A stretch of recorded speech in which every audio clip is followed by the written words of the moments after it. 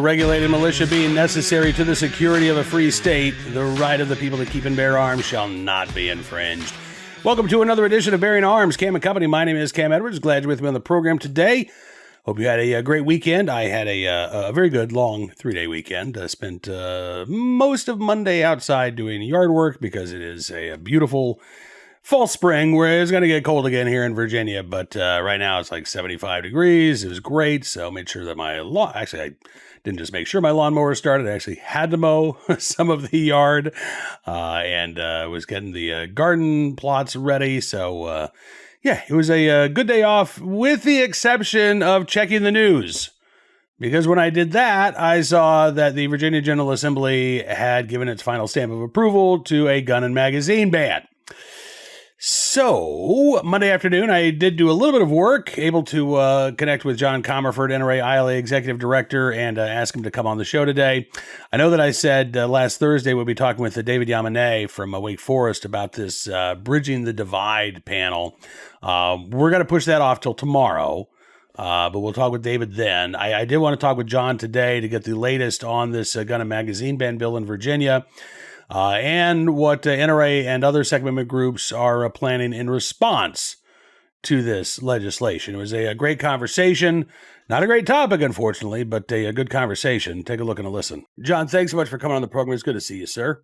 Always happy to be here. Thanks, Cam. Yeah, I wish the news was better, but as a Virginia resident, I kind of knew this was coming. The legislature giving final approval to a ban on so-called assault firearms and large-capacity magazines. On a Monday, this bill now goes to Governor Abigail Spanberger. I did notice, John, in her statement, she did not commit to signing this legislation, but I mean, given her affiliation with Everytown Moms Demand Action, I don't have a lot of confidence that a veto is in the cards here. I'd have to agree with you. That's why our attorneys are working right now, preparing multiple lawsuits to challenge these unconstitutional infringements. We can't rely on her to do the right thing, to do the thing that all of us want, and refute kind of what the radicals in the General Assembly are sending to her desk. But members and gunners should continue to keep those calls going because you never know. And a veto would be a lot less expensive, a lot less time consuming, and still protect your rights compared to what it's going to take to get a winning lawsuit. Absolutely. And frankly, she needs to hear from Virginia gun owners. Even if it doesn't change her mind, I want her office to be overwhelmed by Virginians who are telling her this is unconstitutional. This is a power grab. These are firearms that are not used in crime. They are in common use for lawful purposes. As far as the large capacity magazines go, sure, maybe some criminals use them, but again, far more common to be used by lawful gun owners like you and I than by violent criminals. So this is, I think it is both illogical and unconstitutional, frankly, and I do hope Virginia gun owners just inundate her office with that message. Well, look, if you look at what she's facing right now, there's a part of the electorate who has buyer's remorse. They thought they were electing a moderate governor. And what is going to her desk, the most radical progressive policies to change the entire Commonwealth and life as we have enjoyed it for a very long time. So she's going to have to make decisions. Was she running a CIA-type psyop as a moderate, or are her true colors going to shine through, or is she going to weigh a calculus of her future political aspirations with everyone thinking that she wants to be president? So keep in mind, there's a big referendum up on April 21st on redistricting, and the Democrats are spreading that paint very thin. And that electorate that sat on their butts in this last election, well, I hate to break it to them, they're fired up now. And gun owners make up the largest segment of that. I mean, they are dominating the phones and emails into the General Assembly, and we got to keep that pressure up. And April 21st is a great time for gun owners to send a real message that they overstepped with these new policies. Absolutely. And I mean, and then we've got dozens of counties around the Commonwealth that have re-upped their status as Second Amendment sanctuaries. When it comes to the redistricting itself, I mean, I can tell you, living in rural central Virginia, I'm starting to see these vote no on the unfair referendum here. These signs are popping up everywhere like daffodils in the early spring that we've got going on.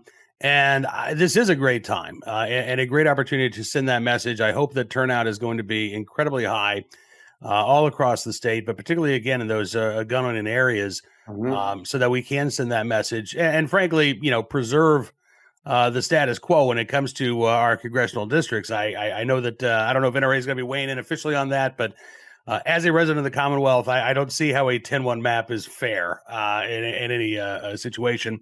But I do want to talk some specifics about this legislation, assuming that it is signed into law by Governor Spanberger. The effective date is July 1 of this year, correct? That's correct, yes. Okay, so as of July 1st, sales and most transfers of the so-called assault firearms in Virginia would come to a halt. Also, quote-unquote, large capacity magazines, right? Now, this changed as it was introduced. That was arbitrarily defined as anything that could hold more than 10 rounds, right? That has been now changed to anything that can hold over 15. Is that correct? That's correct. And keep in mind, the original version didn't have grandfathering as well. So the Senate version was quasi watered down. It's still horrible, but they protected grandfathering on the magazines. They moved it to 15 rounds for the capacity. And she has about roughly, let's say 30 days, give or take, to make that decision from now on whether she's going to let it go into law or if she's going to sign it. She could veto it. She could also send it back with amendments, with changes, suggested changes to the legislature. Okay. The National Shooting Sports Foundation reported last week gun sales in Virginia up by, I think, over 20% compared to February of 2025. I know that Senator Saddam Salim, who was the Senate author of this gun ban and magazine ban, said that his goal is to ensure that there are less weapons of war on our streets, John. In the short term, I have to say, I think the senator is going to be very disappointed because I expect this is going to lead to a surge in sales of these affected firearms and magazines. Look, these Fairfax County politicians, and for your listeners who don't know, it's a huge populace. It's where I'm sitting right now, where NRA's headquarters is, where I live in Fairfax County. And it's going to allegedly be home to 5 congressional districts if the Democrats get their way. That just shows you how much population is based here. But it's a small landmass dominating the political conversation and the policies across the Commonwealth. And the politicians here, some of which are trying to write their own congressional districts, they're the greatest gun salespeople in the entire country right now. Abigail Spanberger and her friends are single-handedly boosting the entire firearms industry. We saw a bump in suppressors, but if you put a heat map across the country, there's going to be a big bright dot on the Commonwealth of Virginia, and that's on magazine and firearm sales. I placed my own orders, and I know many friends around me. I know moderates who voted for Abigail Spanberger who asked me what AR-15 they should buy.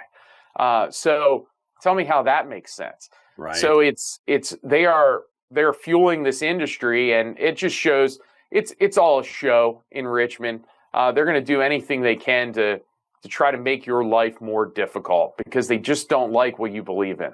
Yeah. Well, and, when you talked about this bill as was originally introduced, right, there was no grandfather clause for magazine owners. We know that that's their intention, right? It's not that, okay, fine, you can keep these guns that you already own. They're going to come back for more at some point in the future. They're going to do what California did or try to do anyway, and remove that grandfather clause, maybe not just for magazines, maybe for these firearms as well. So they won't stop here. We know that. And gun owners need to be aware of that. Now, I don't know if it's premature to talk legal strategy, John, but one of the things that I'm concerned about, Virginia sits in the Fourth Circuit Court of Appeals, which has already upheld Maryland's ban on so-called assault weapons, its magazine ban. Is NRA exploring the possibility of litigating this in state court and using the Virginia Constitution as the basis to challenge this law if it goes into effect? Absolutely. You nailed it on the head. The Fourth Circuit has been extremely frustrating, and it's very slow. Their work product comes out months and months and months longer than it needs to take.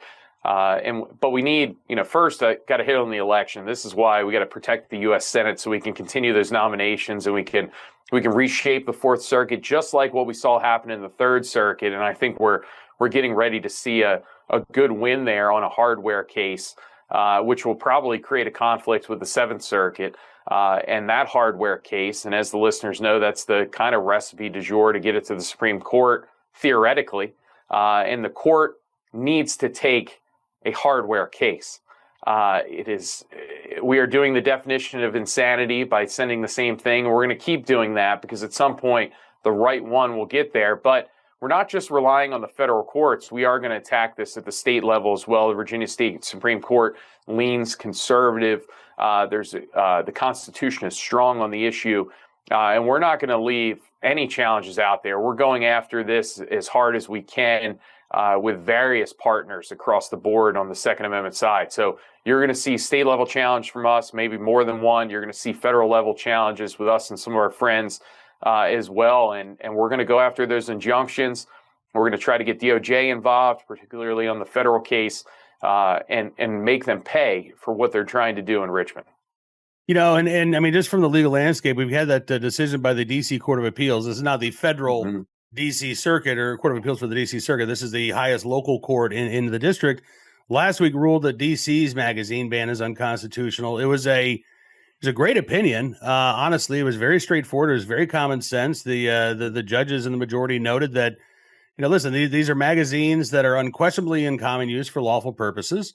And that makes them protected by the Second Amendment. And under the DC argument, which was that, you know, these magazines are not essential to the firing of a semi-automatic firearm.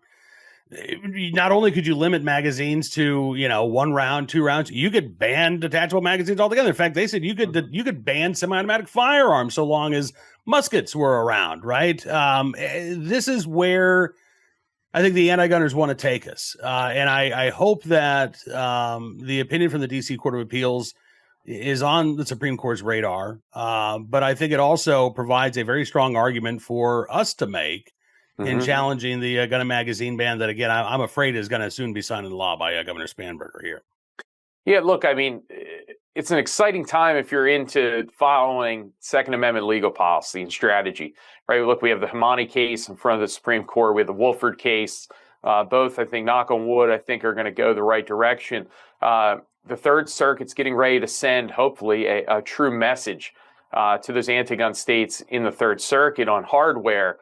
We saw the 10th Circuit with an NRA case striking down the waiting period out of New Mexico and declining to take that en banc, and the state is not going to take that to the Supreme Court.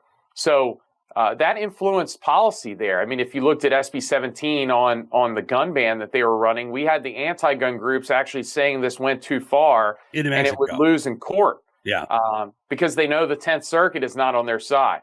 And now the anti-gun groups know the Third Circuit is not on their side. So we need to send a message, whether that's the state court telling Abigail Spanberger to rein it in and respect the state constitution, or whether that's the Supreme Court of the United States sending the same message. We need both to do it, quite frankly. And this case in D.C. gets us one step closer. So they're going for an emergency stay of that, saying it creates confusion. However, with the Trump DOJ declining to go after those cases, I don't think it does create an emergency, and the ruling should stay in place until the merits are litigated in the future. But the residents of the district, and every day the district is looking better than the Commonwealth of Virginia. I don't think I would ever say that, but we just got a great court case, and there's more to come, I think. Yeah. And it's important to note, too, that Third Circuit decision that John's been talking about, this is an en banc decision. The 3-judge panel basically upheld the majority of New Jersey's assault weapons ban, magazine ban. And now it looks like, again, the entire Third Circuit could undo that, create that circuit court split.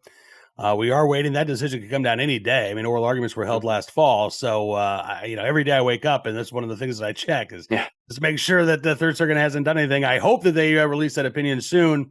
As you say, it is an exciting time for folks who, follow this stuff. Not the great kind of excitement for those of us who are living through this in, states like New Jersey, Maryland, and now, unfortunately, in Virginia as well. Yeah. But, we've got to keep up the fight.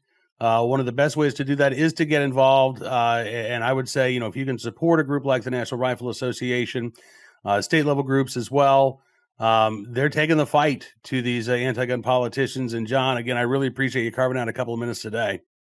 Yeah, absolutely. Thanks for having me, and for the listeners. Yeah, make sure you sign up for our alerts. Make sure either you're clued in with us or VSSA or VCDL or, quite frankly, anyone at this point, because we need to just be driving those contacts into the governor's office.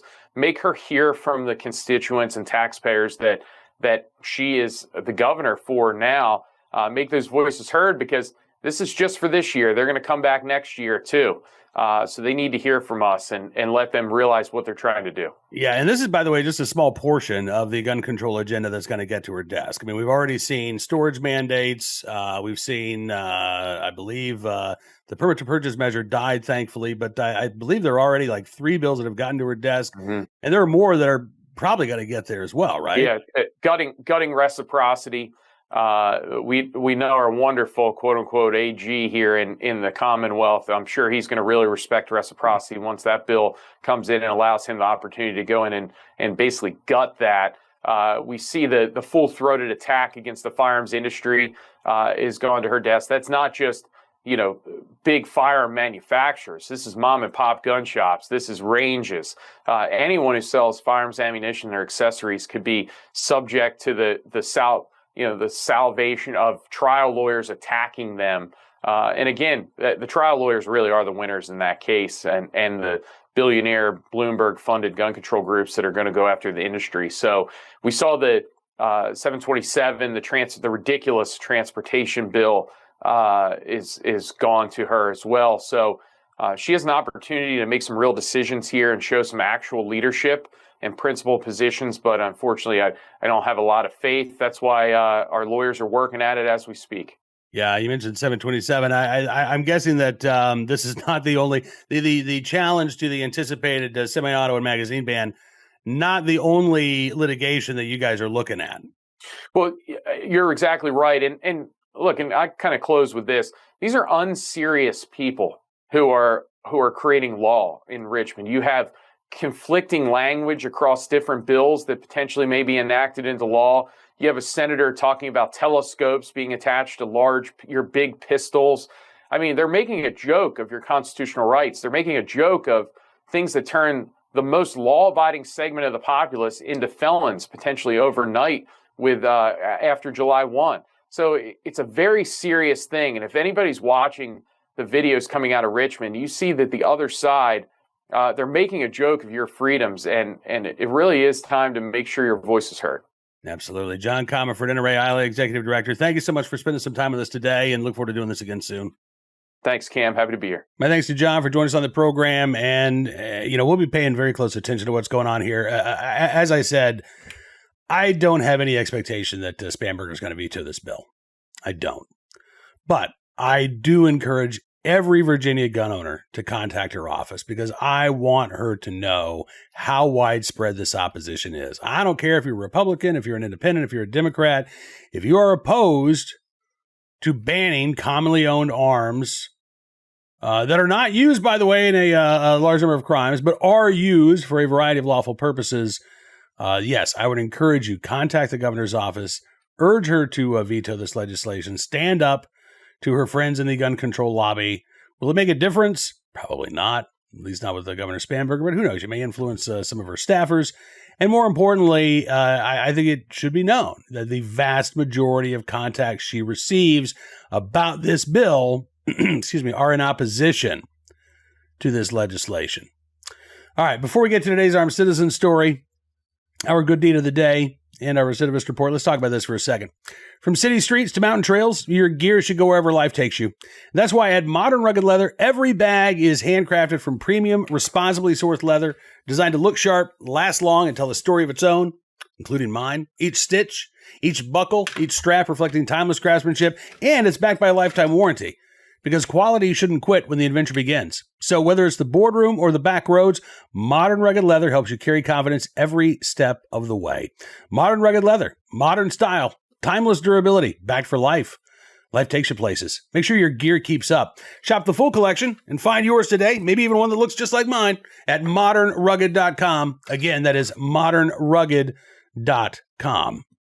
All right, on to today's Armed Citizen story, our good deed of the day, and our recidivist report. We'll start there with a case out of Colorado where, again, Democrats intent on going after our right to keep our arms rather than going after violent criminals. They are trying to require background checks for buying gun barrels, going after 3D printed firearms. Of course, they have already gone after semi-automatic firearms. They did not do a complete ban last session, but they created this permit to purchase system as if violent criminals are going to be dissuaded by that, right? It makes no sense to me. And by the way, despite all of the gun control bills that they put in place in Colorado since 2012, so almost 15 years now, violent crime has gone up dramatically in the state. Now, it may be declining right now, but that's because it's declining nationwide. There's no evidence, though, that the magazine bans, that the restrictions on commonly owned semi-automatic firearms, the red flag law, the other gun control measures they've put in place have done anything to make Colorado a safer place. Because we still see headlines like this. Pueblo sheriff rips 18-month probation after wild chase shooting. All right, so let's delve into the details here. This is from Hoodline in Denver. Reporting a Pueblo man tied to a November high-speed chase that ended in an officer-involved shooting was sentenced last Thursday to 18 months of probation after pleading guilty to vehicular eluding. Pueblo County Sheriff David Lucero said the suspect fired at deputies during the pursuit, and Hoodline reports that the outcome has drawn sharp criticism from law enforcement and former prosecutors. The 10th Judicial District Attorney's Office says it's undertaking an internal review of the plea deal and the processes that led to the sentence. 25-year-old Michael Trujillo pleaded guilty to a single felony count of vehicular eluding as part of a plea deal, with several motor vehicle counts dismissed, and Judge William Alexander imposing 18 months of probation.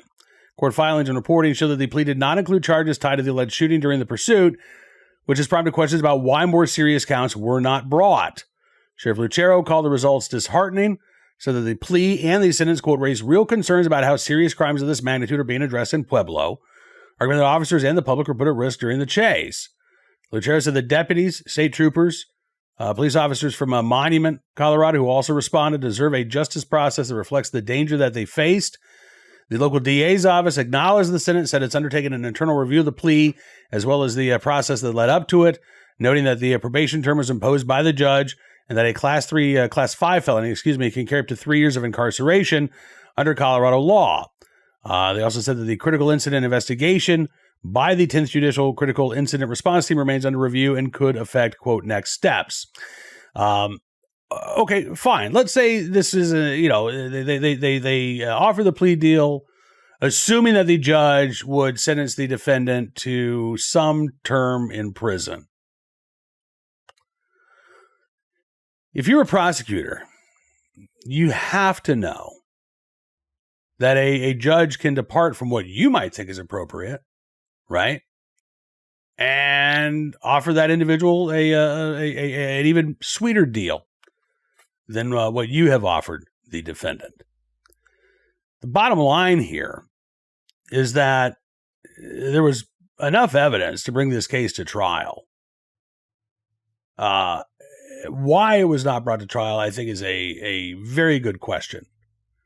You've got this individual, multiple eyewitnesses, right? Multiple law enforcement eyewitnesses. Again, the suspect in this case shooting at officers. The officers fired back at the suspect while they were behind the wheel. Suspect airlifted to a Colorado Springs hospital. So it's not like there was any doubt the police got the wrong guy, right? You've got body cam footage. You've got footage from the inside the cars. And again, you've got multiple eyewitness accounts of what happened here. So that's my biggest question. Why even offer a plea deal at all? Why not take this case to trial? Was it a simple matter of expediency? That, well, we can clear this case off our books. We get a guilty plea, so we can count that as a win. If that's the case, that's not good enough. Because, as Sheriff Lucero said, this was a serious crime. The public's lives, the lives of the public were in danger. Certainly lives of the law enforcement officers who were trying to take this suspect into custody were in danger. And even the possibility that this individual could end up on probation should have been a factor in the prosecutor's and the DA's office decision to offer a plea deal. It's all well and good that the DA's office says, well, we're reviewing what happened here. It's not like they can go back and rescind the deal. And by the way, he's already been charged with these crimes. I don't think you can go back and charge him with more crimes later. Double jeopardy applies. So I think Sheriff Lucero is right to be concerned about this. I would suggest that this is not just a problem for Pueblo, but that this is a problem throughout the state of Colorado. Because not only do you have judges who are willing to turn a blind eye to the actions of violent criminals, you have legislators who are working to make that as easy as possible by continuing to pass laws that impact lawful gun owners instead of upping the sentence for violent offenders. And if the legislature is going to take a lackadaisical attitude towards violent crime, it should be no surprise that judges are going to do the same. On to today's Armed Citizen story from the Keystone State of Pennsylvania, where the state police say an intruder was shot and killed by a homeowner during an alleged break-in in Somerset Township. This happened, I believe, on Monday morning, about 2 o'clock in the morning. Troopers say they were called to a residence there in Somerset County for reports of an alleged break-in attempt. Police say the homeowner told officers that he woke up to the sound of banging on his kitchen window and went downstairs and discovered there was a male intruder trying to get into the home. At some point, the would-be intruder actually did break that window and attempted to climb in, at which time he was reportedly warned by the homeowner, hey, I've got a gun. Stop what you're doing. The intruder apparently did not step away and flee into the darkness, which is when the intruder was shot by the homeowner. Suspect was shot in the head. Troopers found his body near the back door of the home. Troopers say they also discovered evidence of the broken window. At that point, the homeowner was questioned by troopers, as you would expect. But according to the state police, a preliminary investigation appears to corroborate the resident's claims that he acted in self-defense. The shooting investigation is ongoing at this point, but again, at this point in time, all indications are this was a justifiable use of force. So we'll keep our eyes open for any more details there out of Somerset Township, Pennsylvania. And finally today, our good deed of the day, in the right place, at the right time, willing and able to do the right thing. Some good Samaritans in Massachusetts who came to the aid of a man after he had gotten into a car crash and were able to extricate him from his burning vehicle.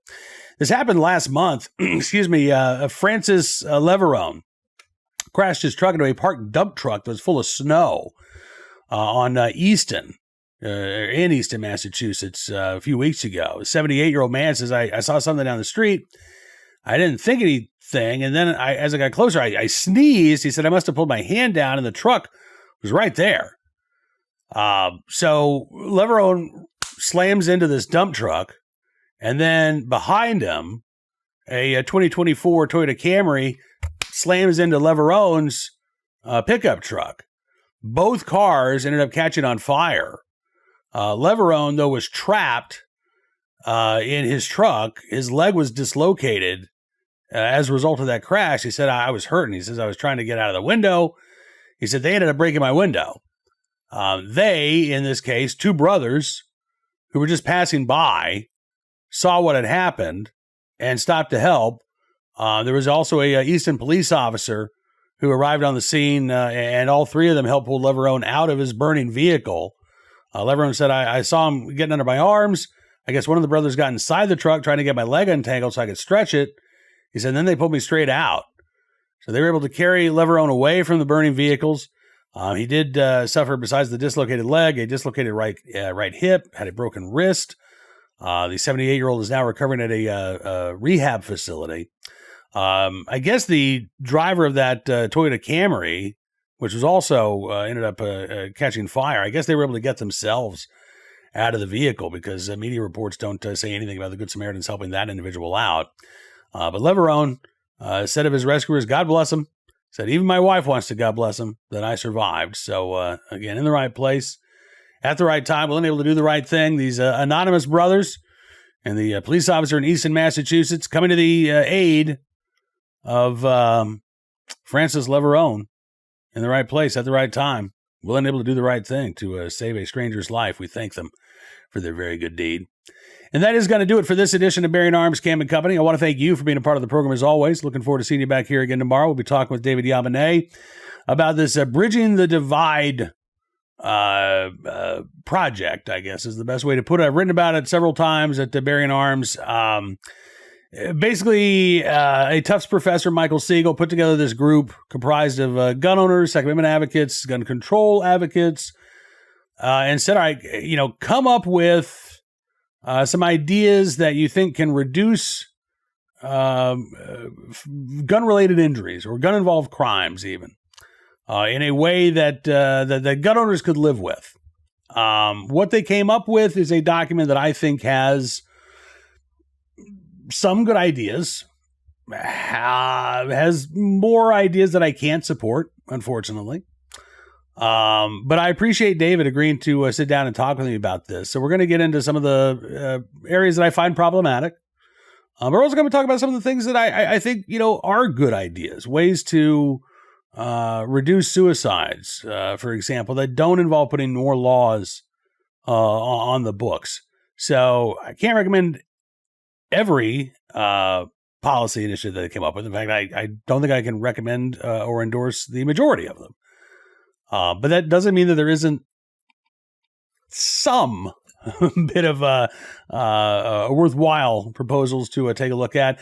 And more importantly, we'll talk about, well, maybe not more importantly, but we'll also talk about some of those provisions that were adopted by this panel that I do find problematic. And again, I really appreciate David agreeing to sit down with me. We'll do that tomorrow. Be sure to check out bearingarms.com throughout the day. Today, though, we're keeping up to date on all the latest Second Amendment news and information from Virginia and beyond. And if you like what you see, I would encourage you to become a VIP Gold, or VIP Platinum member. Just go to bearingarms.com/subscribe. Use the promo code FIGHT and take 60% off your membership. No matter what level you choose, you'll be supporting the work we're doing. And no matter what level you choose, you're going to get some great benefits. So it works out well for both of us. And I really do appreciate your support for the independent pro-Second Amendment journalism we're doing at bearingarms.com. Look forward to seeing you back here again tomorrow. I will be on Newsmax in the 6 p.m. Eastern hour talking with Carl Higbee for 2A Tuesday tonight. Hopefully you'll get a chance to tune into that as well. But we'll see you back here for Wednesday's Cam & Company. And until then, be well, be safe, and be free.